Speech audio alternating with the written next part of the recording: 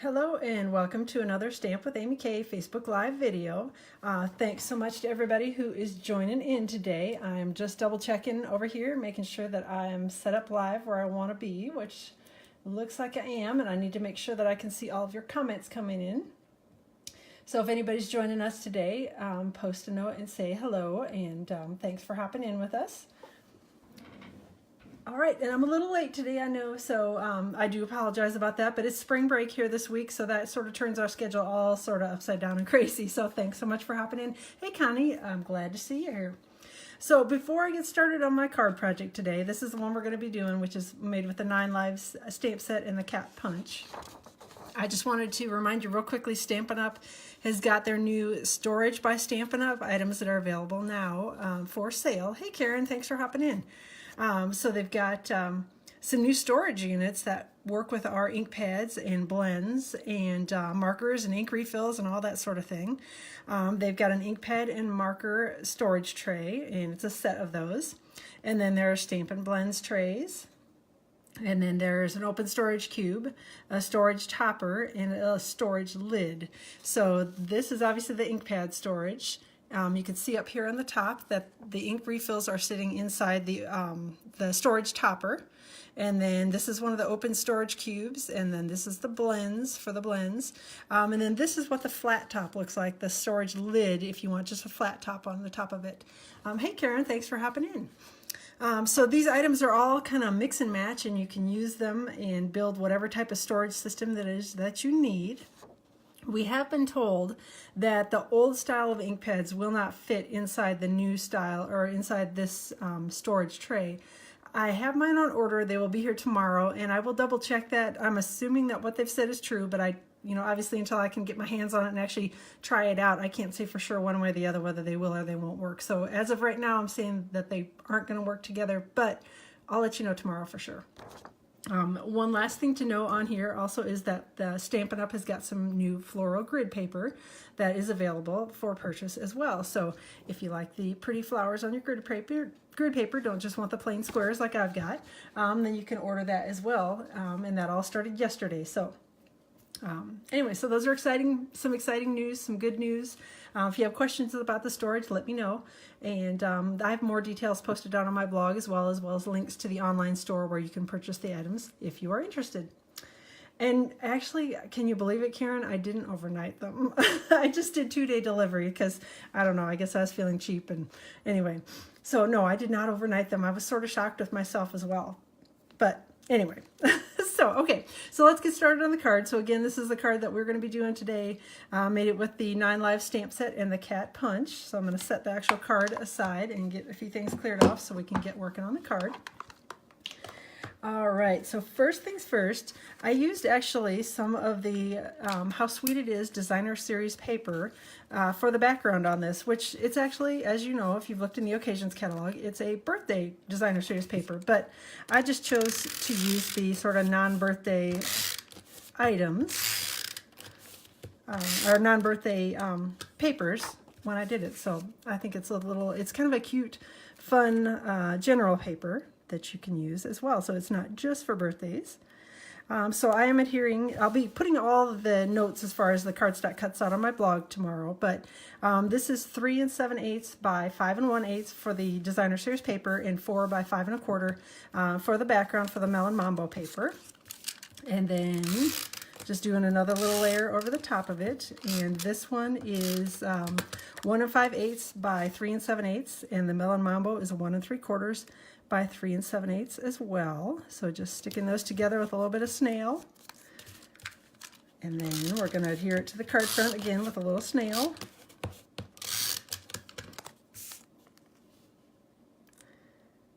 And whoops, you know what? I think I'm going to flip it this way around. I like the blue on top better. Plus there was a little more differentiation between the colors in here when I left the lighter pink up here. So, all right. So we've got that part done.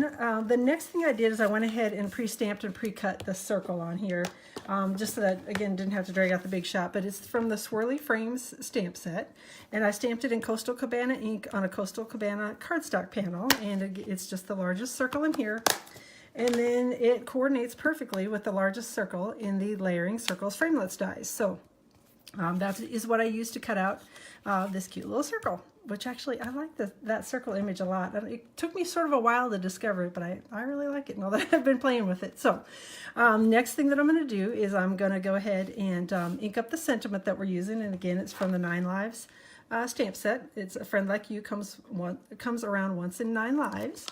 So using that with a little Versamark ink. And I'm going to stamp it down here on the circle. Hopefully I got a good, looks like I got a decent image. And then I'm taking white Stampin' embossing powder. Well, maybe I didn't get a good image. Uh-oh. Hey! We'll try that again. We're going to flip it around and we'll put that underneath the cat. Because I see that it looks like I didn't get a full stamp, so I must not have punched down hard enough. Good thing there are 2 sides to the circle. All right, so let's make sure we got a good one this time. There we go, that's much better. I thought it was good, and then I looked at it closely, and I'm like, oh, wait a minute, I'm missing some of the sentiment. That's not a good thing. All right, taking a little white Stampin' embossing powder, putting it on the sentiment. And again, if you are doing this and aren't like me and didn't stamp it ahead, you definitely want to, looks like I need more embossing powder. I'm calling it spring break. I don't know. I'm having a few struggles today trying to do some stamping. This is basic stuff, Amy, come on. So if you haven't stamped this ahead of time like I did, you'll definitely want to let the Coastal Cabana ink dry completely and or use your embossing buddy over the edge of it, because you will end up with embossing powder that will stick to that ink as well, and then you'll have a huge mess and you'll be very unhappy. So, all right, so I'm going to go ahead and turn on the heat tool here, which is going to make a bunch of racket, and I'm turning it on to the level 2 setting, which I don't know if you hopefully you can see it on there. There's a level 1 and a level 2 setting. I'm going to turn it on the level 2 for embossing. The level 1 is for drying. So it's going to make a bunch of noise, and we'll get the sentiment heated up here in just a second.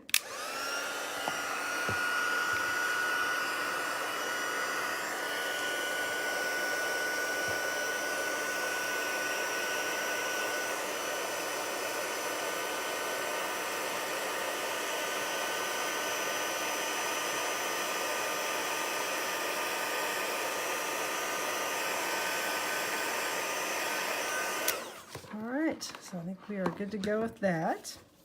All right, I'm going to set my little circle aside and start working on the cat.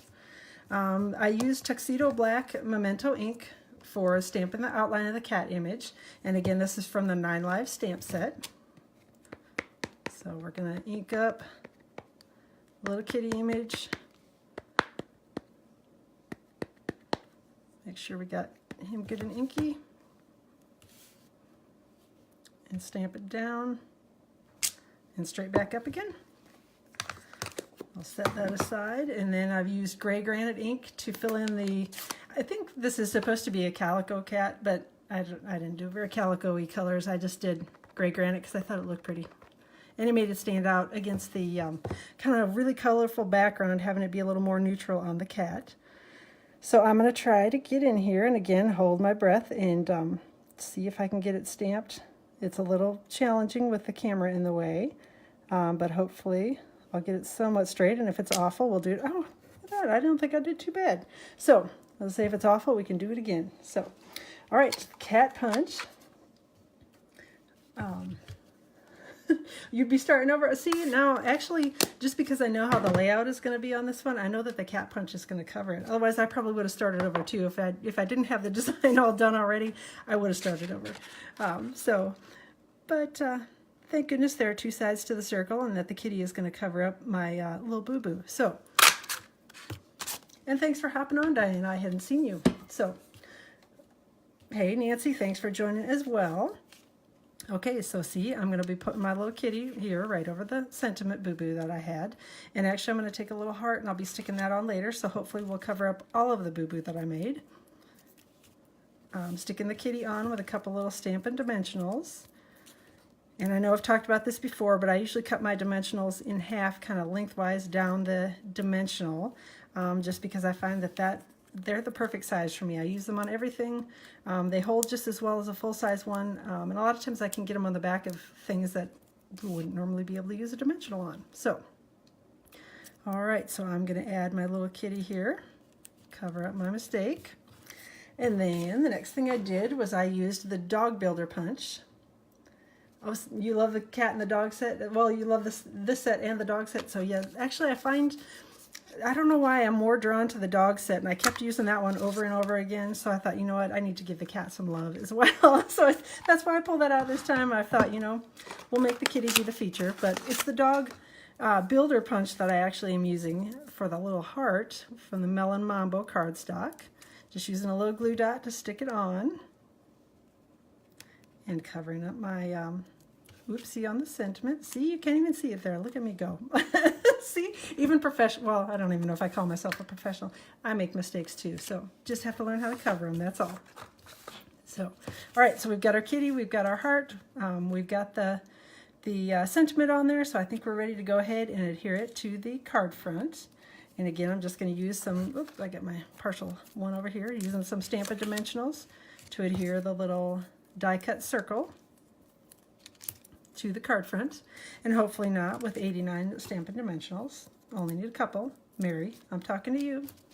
Although she's not on today, so I can't even harass her. She's busy working, and she's complaining to me that she's freezing up in Baltimore, which I can imagine. It sounds like it's a little chilly where she is, and they're sitting right out in an airplane hangar freezing their backsides off, so that does not sound like very much fun to me. All right, so we've got our kitty on here. The last thing that I added to the card front were a couple of the metallic pearls. They come in gold and silver, and I used the silver ones on the card front and just sort of randomly stuck them around.